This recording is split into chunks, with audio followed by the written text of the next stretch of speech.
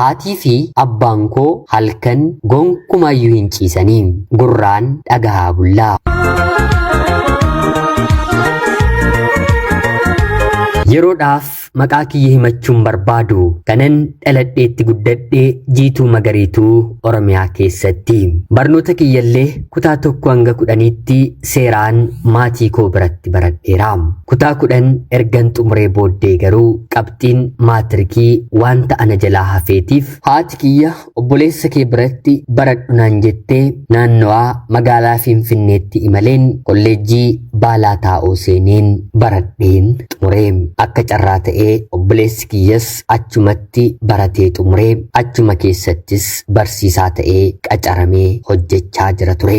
Obboleessa kiyya kan hin jedhe kun haadhaaf abbaatiin nuti tokko kan taane miti. Obbolummaan keenyi haati kiyyaa fi abbaansaa wanta wal fuudhanii waliin jiraachuu eegalanii fi inni yeroo kutaa 10 baraturraatii eegalee waggaa 3f jechuun 10, 11 fi 12 mana tokko keessa mana haadhaaf abbaa koo waliin jiraanneetii baratee xumuree. Haati koo ana waliin durba 2 qabdi. Dhiirri gadameessa haadha koo keessaatii hin baane. Abbaan keenya immoo jechuun anaa fi obboleettii kiyya kan dhalche nama ogummaadhaan baay'ee jaallatamu ogummaa ofcoo yookiin immoo baabura yookiin immoo motora midhaanii suphuu dhaabuu fi rakkoowwan kanaan wal qabatan kamiyyuu hojjechuu nama danda'u abbaa ogeessaa. Aanaan keenyi nan qaba jettee ittiin of boonsitu nama akkanaa ture. Haa ta'uutii garuu guyyaa tokko otuma hojjechaa jiruu akka sirratee fi hin sirranne kaasee motora yeroo laalu motorri ka'ee sibiilatti darbachuun laphee abbaa kiyyaa keessa rukutee sibiillitti darbatame kallacha laphee isaa keessa seenee onnee isaa waraanuun daqiiqaafillee lubbuunsaa dachee kanarra tundariin battaluma abbaan koo yeroo sanatti boqote. Yeroo abbaan koo boqotu ani umriin koo waggaa 13 obboleettiin koo immoo waggaa 10 turte. Maarreegaa bakka kanattidha abbaan koo ijoollee isaa lamaanii fi haadha keenya dhiisee addunyaa kanarraatii kan boqote. Haati kiyya maal akka taateettu hin beeku. Abbaan koo boqotee torbanuma sana heerumte jechuun hin danda'a. Namni isheen haati kiyya itti heerumte abbaa koodhaaf hiriyaa waliin oolanii kan ba'an waliin nyaatanii kan dhugan innis ta'e mucaansaa mana keenyaatii yeroo hundaa kan nyaatanii kan dhugan ofii haati manaansaallee akkanuma dhukkubsattee kan boqotte ilma isaa waggaa dheeraadhaaf qofaatti guddisaa kan ture nama nuti akka abbaa keenyaatti dursineellee ilaallu turre. Namni kun abbaa koodhaaf akkuma isiniin jedhe hiriyaadha. Bakka hojiillee yeroo hedduu waliin deemee waliin hojjeta. Haadha kootu mana keenyatti buddeena nyaataa tolchaaf mana isaa fi mana keenya gidduus mana 2 qofaatu gidduu keenya jira. Nama nuti abbaa keenyaaf hiriyaa dhugaa hiriyaa qulqulluu jennu turetu haadha keenya fuudhee. Jalqabumaa gadda abbaa kootii kaasee inni mana keenyaa hin deemne ture. Haa ta'uutii garuu dubbiin karaa duubaa durumayyuu wanti jalqabame ni jira natti fakkaata.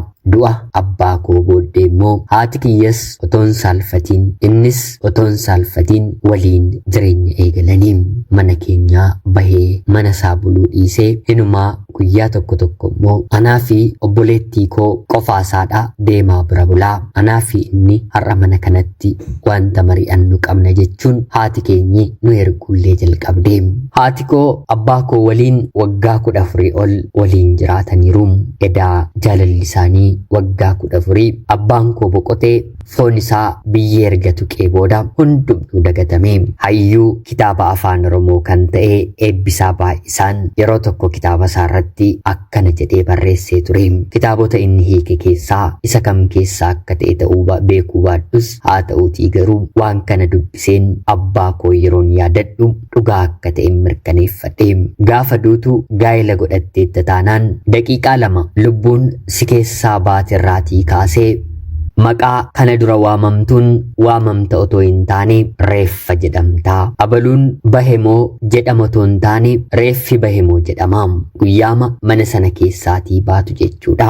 Nama waliin waggaa hamma kana jiraattee guyyaa tokko yookiin immoo sa'aatii muraasa booddee boolla qotameeti siif awwaalama. Haati manaan kee, ijoolleen kee, yoo dubartii taate immoo abbaan manaan kee guyyaa sana akka ajaa'ibaatti siif boo'u. Boolla sana keessa galtee guyyaa 3 booddee foon umurii hamma kanaa waliin guddatte tortoruu ajaa'uudhaan baakteeriyaamti qaama kee keessaa nyaata ati kennitu soorachaa ture foon kee nyaachuu jalqaba. Torbee booddee rifeensi kee ni buqqa'a. Qeensi kees quba keerraa gadhiisa. Haadha manaa kee yookiin immoo abbaa manaa kee namoonni maddii jiran jabaadhu inni yookiin immoo isheen duuteetti jechuun si dagachuu jalqabdi. Baatii tokko yookiin immoo baatii 2 booddee waa'ee kee otoo hin taane ijoolleen kee waa'ee qabeenya kee yaaduu jalqabu. Abbaan keenyi haati keenyi kana nuuf dhiistee kana nuuf dhiisee boqoteera jedhu. Baatii tokko baatii 2 booddee haati manaan kee yookiin abbaan manaan kee akka duriitti deebi'ee kolfuu yookiin immoo seeqa'uun eegala yookiin immoo eegalti. Sanaan booddee namatti siqu reen gaa'ela koottaanu eenyudha jedhee yookiin immoo jettee yaaduun eegalama. Waggaa tokko booddee maqaa kee kan yaadatu tarii yoo ijoollee qabaatte mana barnootaatti yookiin namoonni dur hiriyaa kee turan mucaa abaluuti jedhamee yeroo waamamuu qofadha. Kanaan ala dagatamtee achumaan haftaa. Yeroo jiraattu duutee booda eenyuyyuu waa'ee keef dhimma akka hin qabne beekii hubadhu jiraadhu jechuun gorsa jabaa tokko kennaam. Abbaan keenyi boqotee haati keenyi guyyaama sanadha abbaa keenya dagattee. Dhugaa dubbachuudhaaf du'a abbaa keenya irratti kan miidhame anadha. Obboleettii korraa yeroo sana xiqqoo kan hubatu ana waan na ta'eefi maarreegaa wanta hin jaallanne haadha korraa arguun jalqabe. Obboleettiin koo kanuma akka ta'ellee yerooma kanatti illee hin shakkitu ture. Yeroo sanarraatii kaasee dhagaa guyyaa tokko mana isaa guyyaa tokko mana keenya buluu kan eegallee. Kanaan otoo jirru yeroo baatii 6 hin guunne keessatti abbaan buddeenaa keenya kun mana isaa gurguree meeshaawwan mana isaa keessaa immoo mana keenyatti fidee ilma isaa waliin nu waliin jiraachuu kan eegalee. Muraasa booddee haati keenyis suuqii kan mataa ishee ni qabdi ture. Erga manni suni gurguramee booddee anaa fi obboleettii koodhaan deemaatii achi bulaanuun jechuun guyyaa tokko tokko achi nu bulchuu eegalte. Haa ta'uutii garuu yeroo ta'e roobni akka wayii roobee halkan hattuun dhufanii suuqii mana keenyaa yeroo kutanitti nutis dammaqnee iyyinee iyya keessa namni nu dirmatu dhibus. Haa ta'uutii garuu hattuun naatee nurraa deemnaan haati koo guyyaa sanarraatii kaasee suuqii kana keessa ijoolleen koo hin bultu jechuun mana keessa buluu eegallee. Manni keenyi mana dhoqqeerraatii ijaaramedha. Balballi fuulduraaf duuba malee gara biraan hin jiru. Kutaawwan mana keessaa inni kaan uffata yookiin immoo maggaarajaatiin adda qoqqoodama. Maarreegaa yeroo kanatti ture haati kiyyaa fi abbaan buddeenaa koo wanta isaan raawwatan halkan jechuudha. Ana obboleettii koo fi mucaan abbaa buddeenaa keenyaa kun dhagahuu kan eegallee. Sanarratti sadan keenyuu bakkuma tokko waan ciisnuuf yeroo isaan waan kana jalqaban hirriba keessa jirrallee yoo taane akka qoosaa goonee sagalee keenya gadi qabnee wal dadammaqsinaa. Keessumaa obboleessi keenyi kun hin nu dammaqsaa. Ilaa kunoo jalqabanii nuun jedhaa. Maarreegaa kana qofaatiin kan dhaabbatu miti. Gara jalqabaa haadha kiyyas ta'e abbaa buddeenaa koo argaama isaanii jibbuun eegalee. Itti aanuun nyaata haati kiyya naaf kennitu harkaa fuudheellee nyaachuu nan jibbee. Haa ta'uutii garuu daftee heerumuu isheetti akkan jibbeeru waan beekteef haati kiyyas anaatiin na jibbite. Kanaan sanyii abbaa kee durumayyuu ati gara abbaa kee gortee dubbatta anaaf hin yaaddu anaaf hin ootu fi kanneen kana fakkaataniin na tuquu eegalte.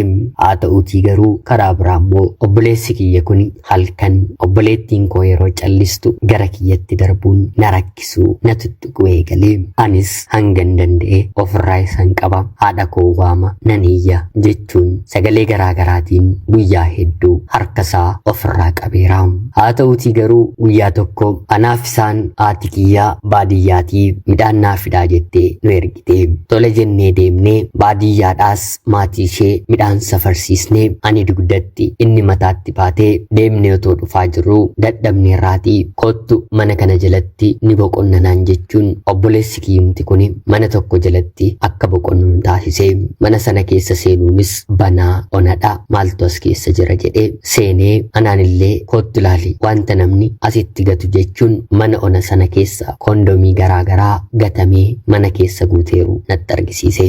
Kana qofaa miti wanta akka baala afameeru ni jira. Midhaan keenya ol finnee xiqqoo yoo bakka kana boqonne jechuun ofii deemee midhaan sana fidee kanaan booddee manni sun akka dukkanaati uffata kiyya ol narraa fuudhee kan ati manatti na didaa turte kana miti jechuun dirqiidhaan bakka kanatti afaan koo uffata kiyyaa nukkaamsee obboleessi koo kun na gudeede. Kanaan kabaja kiyya umurii waggaa 13tti abbaan koo boqotee baatii 7 booddee nan dhabe. Yeroo sanarraatii kaasee haati kiyyaa fi abbaan buddeenaa kiyyaa yeroo waliin ciisan sagaleewwan kana yeroon dhaga'u akka durii nan jibba otoo hin taane miirri kiyyas battaluma na qoru eegalee. Obboleettiin kiyya akka ciisteetti ilaallatee obboleessi koo dhufee narra koruun waliin ciisu eegalee. Yeroo walitti deddeebinu anis mi'eeffadheen araada natti ta'e. Yeroo mana jirrus yeroo suqii deemnus haala dhukataa yeroo argamne kamittiyyuu anaaf inni wal qunnamtii saalaa walitti raawwannaa. Waggaa 2 guutuu ana waliin bifa kanaan dabarsee waggaa 2 booddee ana qofa otoo hin taane obboleettii kiyyas haala kamiin akka inni kanatti galchee hin beeku. Isheenis kana keessa seentee hinumaa kana naan caaltu taatee argamtee waa'ee wanta kanaa anaaf isheen ifaaf ifatti walitti haasa'uu eegallee.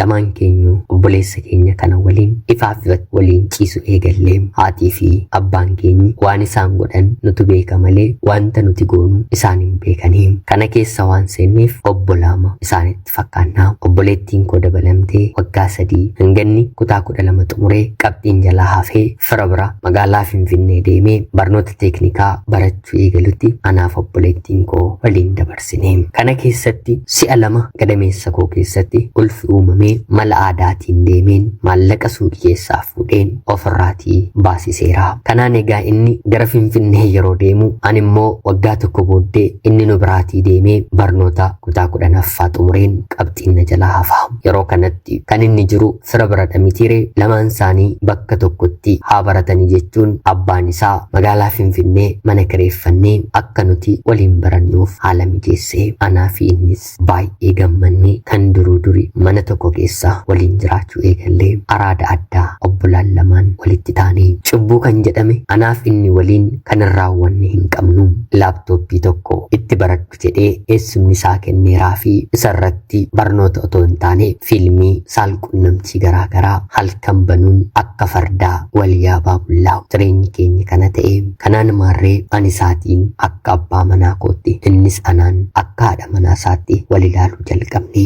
Ammallee Finfinnee dhufeen takkaa gadameessa koo keessaa ulfa baaseera. Akka dubartii heerumtee qoricha waggaa 3 harka kiyya keessa kaawwadheen waliin jiraachuu ittiin fufee. Yeroo ayyaanaa yookiin immoo ganna gara biyyaatti yeroo gallu akkuma dur wal barsiisne obboleessi kiyya kun obboleettii koo waliin ciisa. Yeroo kanallee nan goomachinnaan jedhee abbaan keenya boqotee cubbuu kanarratti kufne. Kanaan innis eebbifamee achuma bakka barannutti hojii argate. Anis waggaa 1 booddee baradhee xumureen faabrikaa keessaa hojiin argadhe. Kanaan jireenyi keenya itti fufee waggaa 4 ergan eebbifamee booddeellee manuma tokko erga waliin turree booda hundaafuu anaafsi wal fuudhuu hin dandeenyu jedhee nama jaallate na barsiisee gaa'ela ishee waliin dhaabbatee yeroo kanatti ture. Anaaf inni yeroo jalqabaaf kan walitti buune.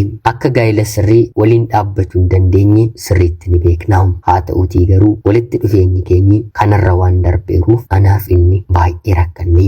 Gaa'ela dhaabbatee obboleettii kiyyan dubbisa jedhee yeroo garaagaraatti ana bira dhufee wanta dura wal barsiisne waliin dabarsina. Haati manaan koo ruubii keeyyuu naaf hin taatu jedha.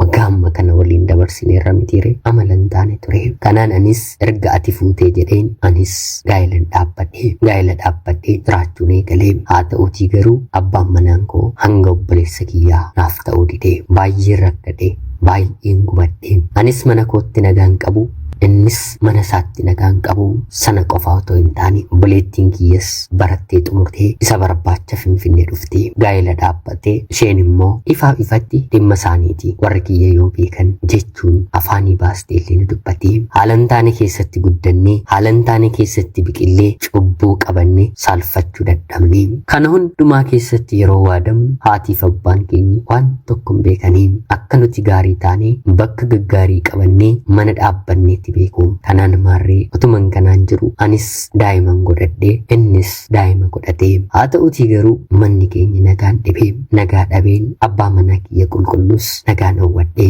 yeroo garaa garaatti anaaf inni erga gaa'ela keessa seenneellee sababa barbaannee wal arginee siree qabannee walirraatii adda baana. Wal arginee irra taanaan haalli nuuf mijannaan kana waliif hin dhiisnu mana mataa keenyaatti illee jechuudha. Kana keessan ture waggaa 4 gaa'ela keessa jiraadheen waggaa 4 booddee fedhii kiyyaan abbaa manaa koo jibbuun jalqabee jibbuurra darbee isuma waliin ciisuun iyyuu waan akka du'aa hammatanii ciisuu natti fakkaachaa dhufe. Dhumarratti jireenyis xiqqoo waan natti ulfaateeruuf anis mee akka namaa deemeen biyya hambaa dhaqeen hojjedhee deebi'a jedheen gara biyya hambaattiin godaanee anaa biyya hambaa deemu obboleettiin koo dhageesse anaafis jireenya maaliitu naaf toleeralee jechuun abbaa manaa ishee hiiktee dhalatoon godhatiin gara biyya hambaatti dhufte. Ergananii biyya hambaa dhufee booda obboleessi keenya kun rakkachuu jalqabee haadha manaasaa waliin walii galuu dadhabanii inni akkana waliin ciisutti ishee waliin ciisuu barbaade. Isheen immoo nama amantaa isheetti jabduudha. Kana gonkumaa hin godhu jettee yeroo sadidduu dubartii biraa deemuu jalqabee harkaaf harkatti isa qabattee ijoollee ishee lamaan qabatee gaa'elli kee boollattaa galu jettee sadiistee.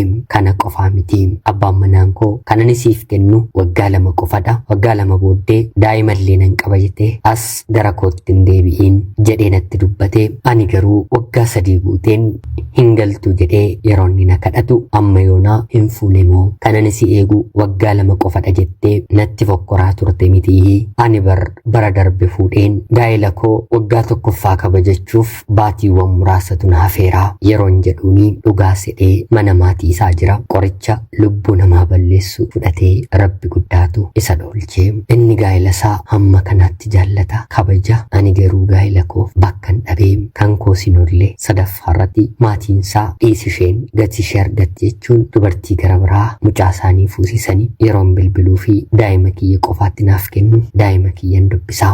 Seenaan koo kanaan hin dhaabbanne kun cubbuu anaa fi obboloonni koo waliin raawwachaa turedha. Kan ittaan immoo gatii keenya otuma biyya garaa garaa teenyee hojjechaa jirru obboleettiin koo akkuma obboleessi keenyi gaa'ela isaa diigeen yeroon kontiraata ishee waggaa 2 xumuramee ture maallaqallee walitti qabachaa waan turteettuuf amma immoo deemiin obboleessa koo waliin fataa jedha jettee biyya Arabaatii obboleessa keenya kana bira dhufte. Egaa maaliif akka dhufte isinumtuu ni beektu. Wal arganii innis deemee ishee fudhatee haa ta'uutii garuu torbee tokko magaala garaa garaarra naanna'anii erga bashannanaa turanii booda nyaata akkamii mana akkamiitii akka nyaatan kan hin beekamneen jalqaba isheen dhukkubsattee nyaata summiidhaan tuqameeru nyaatteetta jedhamte otuma hospitaala dhukkubsachiisaa jiru sa'aatii muraasa booddee innis dhukkubsate. Kanaan booddee kan nuti beeknu bilbilli anaa fi maatii koo akkanuma haadha manaa obboleessa koo irratti bilbilamee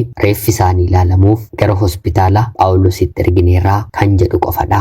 Waan beeknu hin qabnu. Guyyaa tokkotti lamaan isaanii addunyaa kanarraatii darbanii haatiif abbaan kiyya dhufanii biyya hambaatii galuu isheellee otoo hin dhagahin reeffa ishee fudhatanii gara biyyaatti galanii awwaallatanii. Sanuu abbaa waan hin qabneef reeffa isaaniitiif yaaltonni yookiin immoo hakiimonni bakka hedduu kukkutanii mi'a qaama isaanii keessaa fuffuudhaniiru. Biyyaa hanga Finfinnee gahamutti maatii koottillee guyyaa tokko waan fudhateef reeffayyuu giddii kadhatamee maallaqni kanfalameetu kennamee fi innumti hafeeyyuu jechuudha. Obboloonni koo lamaan dhumni isaanii kana ta'e kanafte anadha. Gadda isaanii eeyyama fudheen torbee 2 taa'een daa'ima koo jaan argeen gara biyya hambaatti deebi'ee obboloonni koo kanaan dhuman animmoo cubbuu kiyyaaf maaltu akkana eeggatu nan jiraadhaa nan du'aa wanta beekuu qabu. Haa ta'uutii garuu erga isaan boqotanii booda halkanillee akka nama gadi jedheen rafuun danda'u wanti ta'e narraatii fudhatameera. Meeshaamti mana keessaallee yoo kufe lubbuu kiyya dabarsuuf wanta ka'ee dhaabbatee na rukuchuuf jedhee deebi'ee kufenatti fakkaata.